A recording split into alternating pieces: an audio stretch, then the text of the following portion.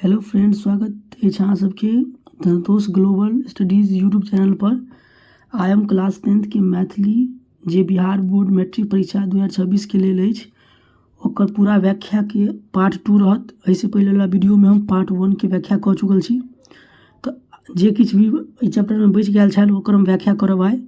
तो चैप्टर के नाम अछि मिथिला के सांस्कृतिक सीमा, जकर लेखक अछि रामलोचन शरण आ विधा अछि निबंध। पहला व्याख्या कऽ चुकल छी, जाहिमे आधा चैप्टर के व्याख्या भेल छल। आइ एहिके बचलटा जे भी बचल अछि व्याख्या, ओहिके व्याख्या करब। आइ हमसब ई देखब जे मिथिला के क्षेत्र कतऽ तक अछि और कोन आधार पर हम मिथिला के क्षेत्र केकरा केकरा कहबै, ओहिके बारे में आइ देखबै।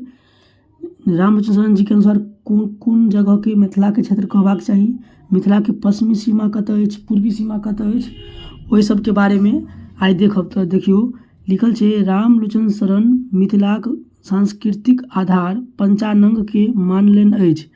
यानी रामलोचन शरण जी जे छथि ओ मिथिला के संस्कृति जे भी क्षेत्र के कहने अछि ओहि के कहे के कुछ इनका पास आधार अछि। आधार वो अछि जे ई पंचांग के आधार मानने अछि। पंचांग के मतलब भेलै पतरा, यानी जे सब एस्ट्रोलॉजर सबके जे पतरा होइ छै, ओहि पतरा के आधार पर ई मिथिला के क्षेत्र के या सीमा के तय केने अछि। तो देखू ई की कहने अछि समझियो। हिनका अनुसार ओहन क्षेत्र जतऽ धरि मिथिलाक देशीय पंचांग व्यवहार व्यापक रूप से होइत अछि ओकरा मिथिलाक सांस्कृतिक क्षेत्र कहबाक चाही। यानी ओहन क्षेत्र, ओहन जगह जतऽ धरि यानी जतऽ तक मिथिला के देशीय पंचांग, मिथिला के देशीय कोई मतलब मिथिला के जे अपन पंचांग छै, पतरा छै, ओकर व्यवहार विस्तृत रूप से बहुत फैलल छै, यानी ओहि के अनुसार ही लोग काज करैत छै। तो ओहि क्षेत्र के अपना सब कहबै मिथिला के सांस्कृतिक क्षेत्र। तो ई रामलोचन शरण जी के अनुसार अछि। किछ प्रवासी मैथिल लोकनि अपन प्रवासों में मिथिलाक पंचांग काज चला लेथिन, ई भिन्न विषय थिक। देखियो किछ जे प्रवासी मैथिल लोकनि सब अछि, प्रवासी मैथिल कोई के मतलब भेलै छै तऽ रियल में मिथिला के, लेकिन कतौ दिल्ली, मुंबई या कोनो और जगह रहैत अछि तो ओकरा प्रवासी मैथिल कहल जाइत अछि। तो उ सब जे एहि पतरा के प्रयोग कऽ लैत अछि ओहि दोसर जगह पर रहितो, तो ओहि क्षेत्र के अपना सब मिथिला के क्षेत्र नहीं कहबै। मिथिला के क्षेत्र उहे जगह के कहबै जहाँ तक के लोग जे मिथिला के लोग होय आ ओतऽ मिथिला के अनुसार चले, भले उ मिथिला के लोग अछि मुदा उ दोसर जगह अछि। तो ई जे बात है ई बिल्कुल अलग टॉपिक अछि, एहि के बारे में लेखक बात नहीं करैत अछि। तो चलू आब हम मिथिला के पश्चिम भाग पर विचार करी जे मिथिला के पश्चिम भाग केना की अछि। ओ कहैत छथि जे मिथिलाक पश्चिम में आइ संपूर्ण जिला मिथिलाक संस्कृति सँ, संपूर्ण चंपारण जिला मिथिलाक संस्कृति सँ बाहर भऽ गेल अछि। ओ कहैत अछि, मतलब लेखक रामलोचन शरण जी कहैत छथिन जे मिथिला के जे पश्चिम भाग छै, ओहि पश्चिम भाग से आइ पश्चिम भाग में आइ संपूर्ण यानी पूरा जे चंपारण जिला है, संपूर्ण चंपारण जिला वो आइ मिथिला के संस्कृति से बाहर भऽ गेल अछि। यानी पहिले मिथिले में आबै छलै मुदा आब ई मिथिला के संस्कृति से बाहर भऽ गेलै। किया तऽ ओतय मिथिला देशीय पंचांग के कनिको प्रचार नहीं अछि। एहि दुआरे मिथिला के संस्कृति से संपूर्ण चंपारण जिला बाहर भऽ गेलै, किया तऽ संपूर्ण चंपारण जिला में यानी पूरा चंपारण जिला में मिथिला के देशीय पंचांग यानी पतरा के प्रयोग नहीं होइ छै। और अहाँ के अखनिते लेखक जी बतेने अछि जे जते जे क्षेत्र तक एहि पंचांग के मिथिला के देशीय पंचांग के प्रचार हैत ओते मिथिला के क्षेत्र मानल जायत। ओतऽ बनारसी पंचांग प्रचार अछि, यानी संपूर्ण चंपारण जिला में मिथिला के पंचांग नहीं भऽ के बनारसी पंचांग यानी बनारसी पतरा के प्रयोग करैत अछि, जाहिसँ उ मिथिला के क्षेत्र से बाहर भऽ गेल अछि। अंग्रेज सरकार तिरहुत विभाग के जे सीमा निश्चित कयने अछि ताहि में मुजफ्फरपुर, दरभंगा, सारण एवं चंपारण जिला अछि।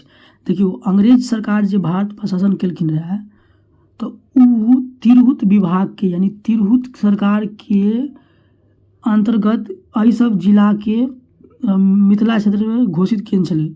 मुजफ्फरपुर जिला, दरभंगा, सारण, चंपारण ई सब जिला तिरहुत सरकार के अनुसार ई सब अंग्रेज सरकार के अनुसार ई सब तिरहुत विभाग के अंतर्गत आबै अछि। मुदा ई विभाग ने डॉक्टर साहेब के नक्शे सँ मिलैत अछि आ अन्य संस्कृतिए सँ मिलैत अछि। यानी कि कहे के मतलब ई भेलै जे तिरहुत सरकार तऽ एहि सब जिलाके तिरहुत के अंतर्गत रखलखिन, मिथिला के अंतर्गत रखलखिन, मुदा जे डॉक्टर साहब जे छलखिन, डॉक्टर साहब जॉर्ज ग्रियर्सन, उ तऽ अपन नक्शा बनेने छलखिन बहुत पहिले। तऽ ई जे सब जिला जे है से हुनका डॉक्टर ग्रियर्सन साहब के नक्शा में आबिते नहीं। आब मुजफ्फरपुर जिला के देखू, यानी आब मुजफ्फरपुर जिला के बारे में देखियो। मुजफ्फरपुर जिला के बाया नदी से हाजीपुर धरि एक चापाकार कल्पित रेखा मुजफ्फरपुर शहर के पश्चिम सीमा के छुबैत खींची तऽ स्पष्ट देख पड़ैत अछि जे बनारसी पंचांग के विकास भऽ गेल छैक।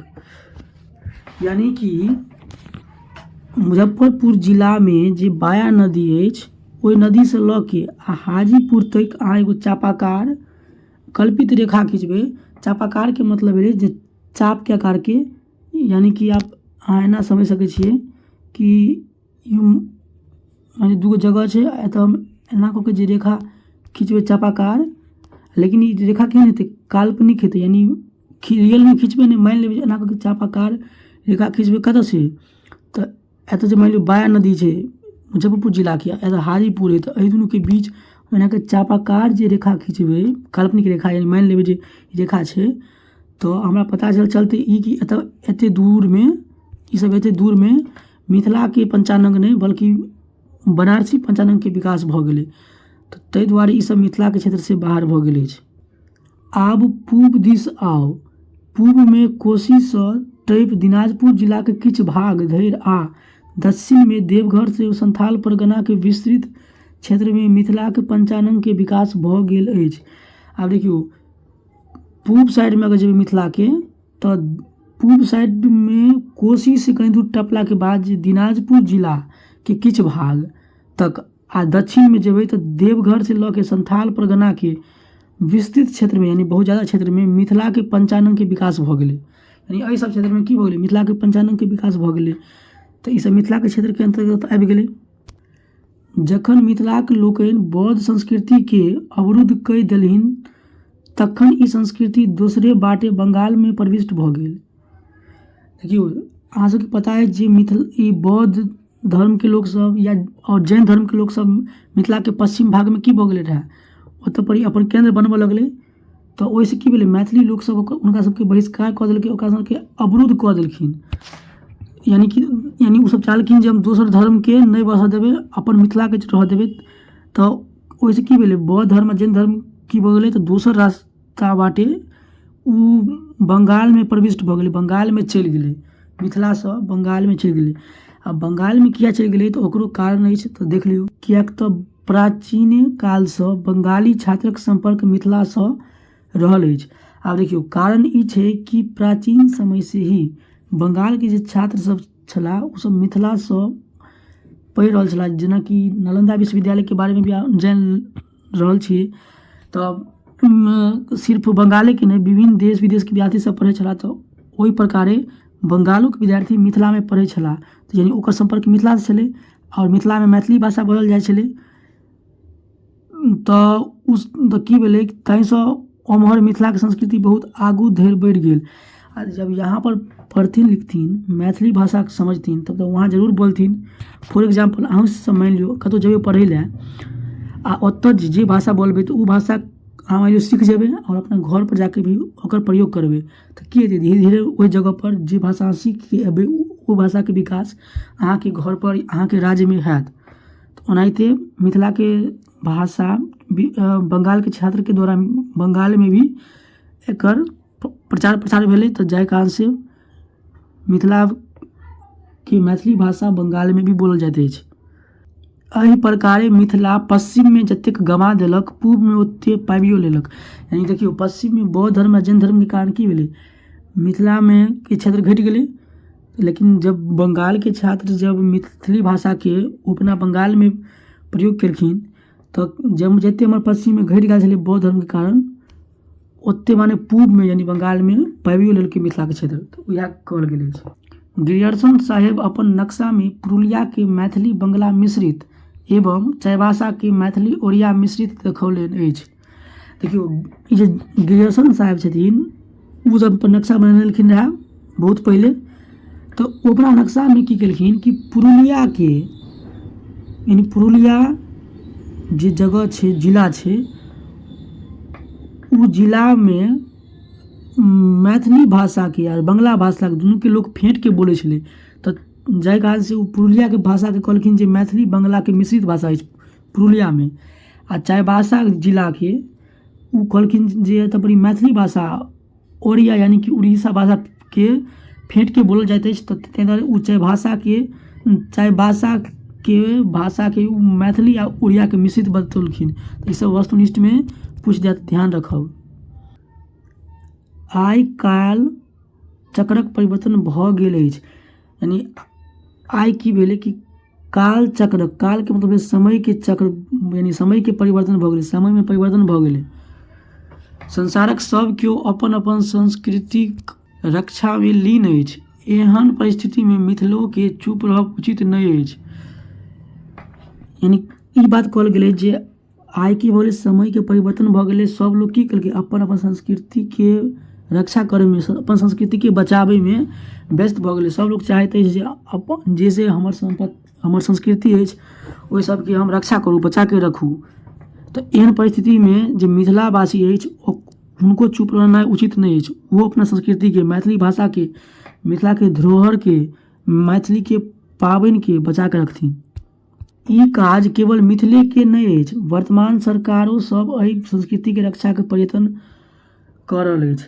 यानी कि ई जे काज सिर्फ मिथिले के लोग के नहीं अछि, मिथिला के लोग तो करबे करत, साथ में जे वर्तमान में सरकार जे रहत उ सरकारों इस के भी एहिमे सहयोग करऽ पड़त, तब जाके ई सब प्रयास सफल हैत।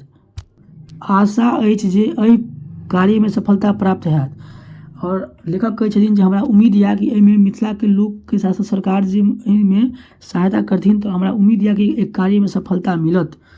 तो एहि प्रकार से पहला अध्याय खत्म भऽ गेल, पहला अध्याय मिथिला के सांस्कृतिक सीमा खत्म भऽ गेल। और अहाँ सब चाहै छी जे ई के PDF के रूप में नोट्स मिलत, अहाँ वीडियो के डिस्क्रिप्शन में देल गेल लिंक पर क्लिक करके टेलीग्राम चैनल से जुड़ जाओ और नोट्स प्राप्त करू। और कल हम क्वेश्चन आंसर लऽ के आब, और वीडियो अच्छा लगा तो चैनल के सब्सक्राइब कर लेब। धन्यवाद।